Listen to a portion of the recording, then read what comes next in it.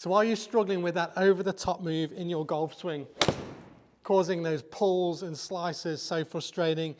In today's video, I'm going to share why that happens, how to analyze it to see if you're actually swinging over the top, also some good and maybe not so good examples of this, and then also stick around at the end for a couple of great drills that's going to be sure to fix your over the top for good. Guys, thanks for joining me today. My name's Danny Malcolm and we're here at the incredible brand new lights out facility here in Perth, Western Australia, 24/7 Trackman Studio. Fantastic facility. Thank you guys for allowing me to film here today. And so let's dive right into it, guys. Firstly, what is over the top and why does it happen? So over the top is when a player gets to the top of their golf swing and swings over the top. So oftentimes this can cause a whole host of pulled shots, slice shots, depending on what the club face is doing as well, of course. So why do players swing over the top? Well, first, it can just be a concept issue. So players aren't quite sure where they need to be. Do they actually need to be here? How do I get there? Why do I need to be there? So that's a concept thing, and that's where somebody like myself as a coach comes in and can help a player. But secondly, it can also be a physical issue. So there could be limited mobility in the lower half, which makes them struggle to use that lower body effectively to allow that club to shallow. It can be a shoulder mobility, it can be a wrist mobility issue, it can be a whole host of things really when it comes to the physicality. Can a player separate their upper and lower body to such a point where they can create that separation and that kind of movement that allows them to get the club shallow, for lack of a better term there. So there can certainly be some physical ideas that can cause that, and if so, we can either go and attack that from a physical therapy standpoint or mobility, stability work, or we can alter our setup to adjust for some of those limitations, which I do personally myself for my hips. But guys, let's firstly show you some examples, and before that, actually how you can analyze if you're swinging over the top or not, because this term can be thrown around, mind the pun, can be thrown around a little bit much. Oh, I'm just swinging over the top. Well, are you actually? Because some players can actually just be hitting more of a fade shot. So show you a couple of examples here. We've got a professional on the left-hand side and one of my academy members here on the right. So how do we analyze it? Well, firstly, take a video from this down the line position, exactly where this camera is here, in line with your hands here at setup.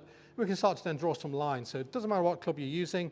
And so what I'm going to do here is draw a line up this original shaft here. So this is what we call the shaft plane. Now there's other ways you can analyze this. You can do lines through the elbow, which would be the elbow plane, shoulder plane. So there's a couple of different ways you can start to look at this. I sometimes use that. Another way, which can be simple for a lot of players, is simply this. So get a player swinging halfway back, and when the club is halfway back here, so lead arm parallel to the ground roughly, draw a line on this shaft. So I'm going to do that for both players here, halfway back, and we draw a line. Now this line can be in some different spots. It can be here, it can be here, it can be here, it can be here. I mean, ideally we'd like to see some certain things for sure with that, but just as a general guide, this is how we can somewhat assess over the top. So then from here, we take them all the way to the top of the swing. Now, as we pass through that position in the downswing, by the time we get there, we want that club to be under that line, so it creates what we call this slot. So that gap between those two lines, some are bigger than others, but we want to get that club back in that slot. And then from there, as we work down, I like to then draw an impact line. So I'll do that in another color just so it's easy for you guys to see which is which. So I'm going to draw a line here through, a straight line would help, through the shaft here at impact. So that's what we call the impact line or delivery plane. Now as we come through there, if we reverse it back a few frames, now watch that golf club. We'd like it to be hugging close to that line, Now depending on a player's ball flight, Xander here maybe hitting a bit of a draw, camera angle slightly off as well, but generally thereabouts.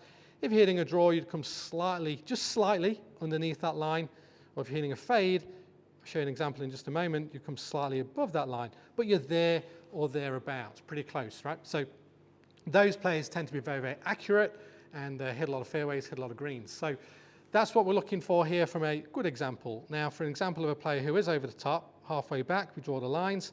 Now on the way down, moving through that same position at P5 here, lead on parallel, we can see that golf club is nowhere near the slot here. So very, very sort of over the top, if you will. Now, some players can course correct that very, very late, and they will early extend and do some things to drop that club on plane. I'll show you an example again in a second. But this player here, we can see as we continue to go through and we draw that impact line. Now we'll see as we go back a few frames, we'll see that club continues to come excessively out and across that. So that would be a club path of swing direction that's maybe 10 degrees left or so there. So that's quite a bit and can cause some big misses, pulls or slices there. So that's how you would analyze and look for over the top in your own golf swing. Now I'm going to show you some slightly different examples here as well. Now here again I've got a professional on the left and I've got another academy member on the right. I'm going to show you these examples because they're slightly different. So again, we'll take our shaft plane lines here, pop them in at address for both players. Now we're going to go halfway back. Now we're going to put our secondary line in here. Same for both players.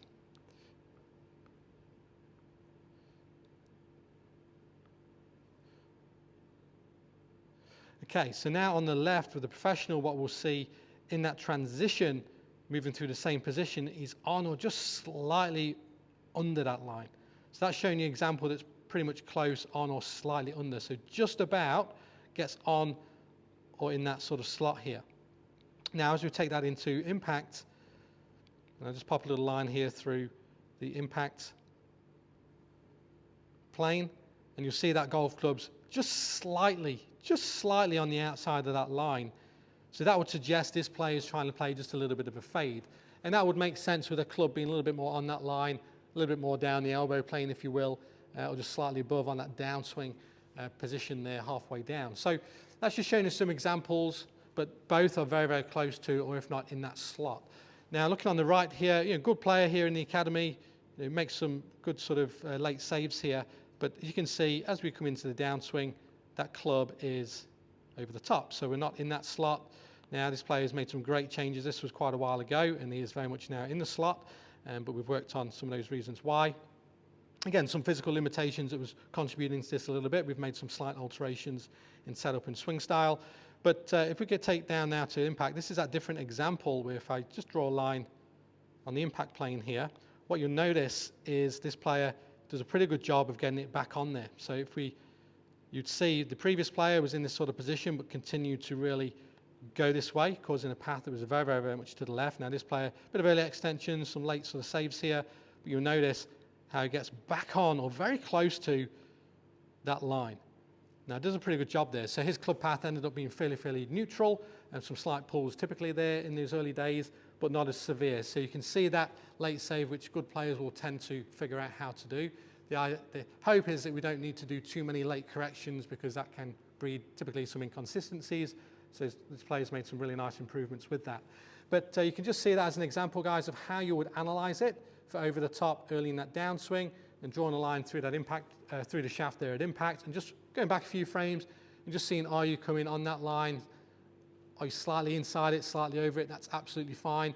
But if it's excessively over, then you're over the top. And conversely, we don't want to be excessively under because that will cause some big blocks and some strike issues hitting the ground early for sure. So guys, that's how you would analyze it. A couple of examples of some varying degrees there.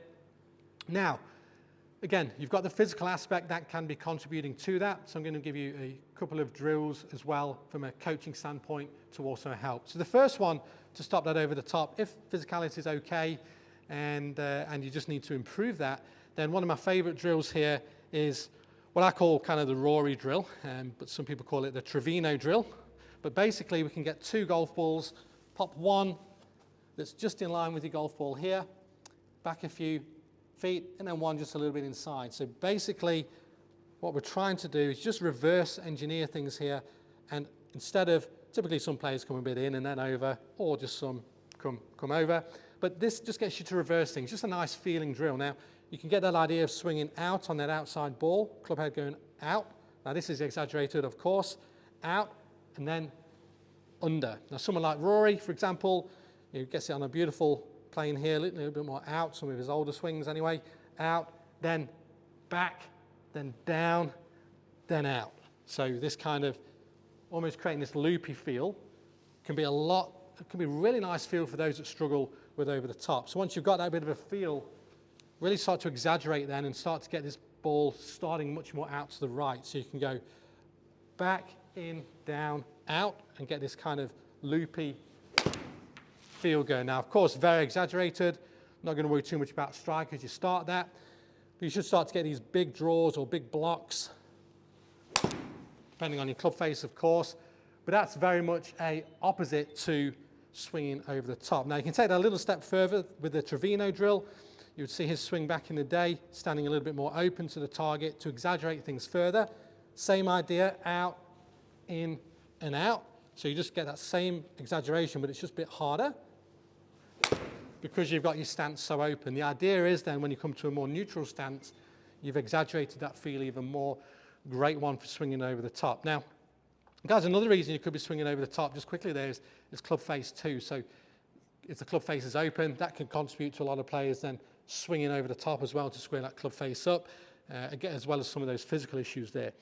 So the next one, or the final drill here, if it's the lower body not working quite correctly, it's causing some of those over the top issues, we can start to do a slight variation of the step drill. Now, I learned this one here from Scott Cowkes, really, really nice variation to the standard step drill, which you may have seen, which is back and forward to get some nice sequencing there.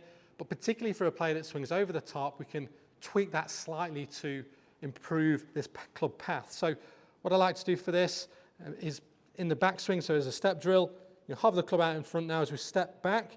We're going to step back slightly behind us diagonally with our trail foot and swing back, and then in the downswing, we're going to step slightly forward. And again, that just allows the chest and the body and everything to stay a little bit more closed, but still with that nice sequencing, and allows this club to come a bit more from the inside. And typically those that are over the top might slice it as well. And from here, you can get that sense of just feeling that club head release a little bit more. So it looks like this in action. So feet together, hover it down in front, step back diagonally, step forward diagonally, and get that sensation of squaring up that club face, swinging out to the right. Now, tough one to time, so we'll do a live fire shot here, see if we can make contact. So hover, step back, step forward, and through. And that path will be excessively into out, 15 degrees there, ridiculous amount. Obviously, we don't want to do that. Well, you might do if you want to get out of some trees and swing it around some trees. But that's just a really, really nice drill. You do this the first time, you might miss the ball, and it's a bit of a skill builder as well. But just try it without a ball first, build it up. Step back, step forward, but on that angle. Really good one, guys. So again, hover, step back, step forward, and through. And you just start to see a very different idea with regards to that path and club face. So, guys, I hope that helps. The summary there, you've got what is over the top, why it happens for most players, how to analyze it yourself using a camera. Everyone's got a camera, no excuses these days. Lots of apps you can get to draw lines on. Also some examples there so you can have an idea of what to actually look for.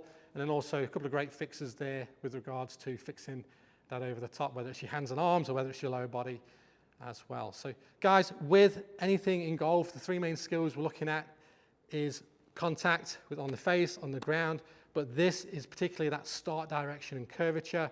So if you'd like some more training to improve how you control your ball flight, click the link in the description below for some more free drills and a lot of fixes there for those directional errors. If you have any questions, please post them below. I'll respond to them personally. Thanks again for watching the video and look forward to seeing you next time.